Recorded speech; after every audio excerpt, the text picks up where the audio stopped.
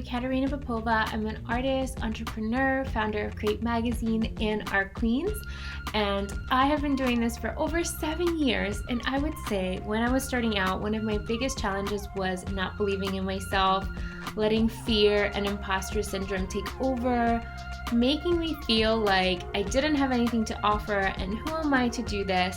So those fearful thoughts and doubt were definitely very crippling in the beginning. Now, the other challenge to starting a new business, no matter what field you're in, is the lack of funding or limited cash flows. Even when I started to gain some traction in my business, what ended up happening was I'd have an amazing month. I would make like 10K at the time. That was huge for me. And then the next month it was crickets. And gapping that disparity in my cash flow was something that I've really worked hard on the past few years. And luckily I've had amazing results thanks to things like Kajabi.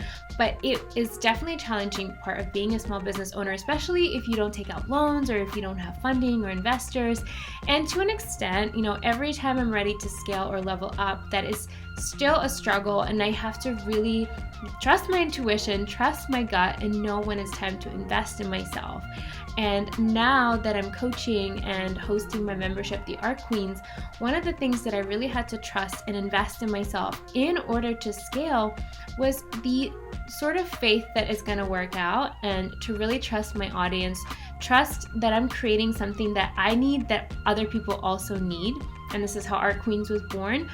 But in order to scale, I needed some knowledge. I needed to learn from people who have gone before me. So I actually ended up investing in an amazing coach, which was a huge investment and super scary for me. When I signed up for Kajabi, I was worried I wasn't going to be able to afford it.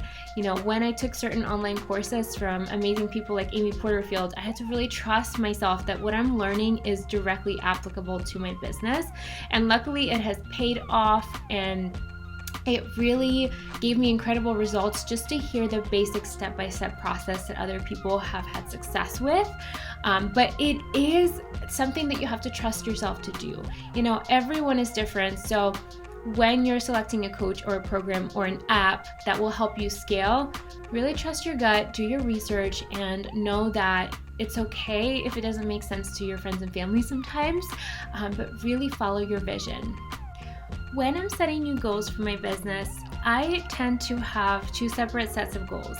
I have the best case scenario, my dream life goals, which are not really realistic to what I'm doing at the moment. And then I have the goals that stretch me just a little bit. And what I aim to do is when I'm launching a product or opening enrollment to my membership or even selling my own art, I try to just think about the best thing that can ever happen, because the fear, the doubt, the things like, oh my gosh, what if no one buys from me? What if no one signs up? What if everyone cancels? Those thoughts will come in, and the only way to combat them is through faith and keeping your eyes steadfast on your vision. So I kind of have that mentality that I have to lean into my quote unquote unrealistic goals in order to stay focused and not really look at the present day circumstances, because there were times where I did not meet my goal.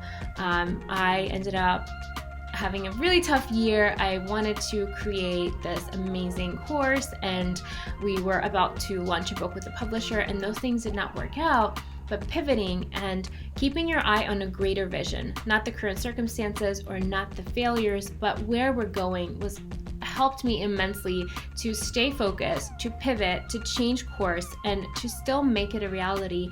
We ended up self-publishing our book, and I ended up launching the community Art Queens, despite the fact that I just suffered a major setback. And the membership is steadily growing. We're almost at 400 members. And, of course, I'd love to have 10,000 members, and I'm working towards that, but also realizing that I need the system to be able to serve those 10,000 members.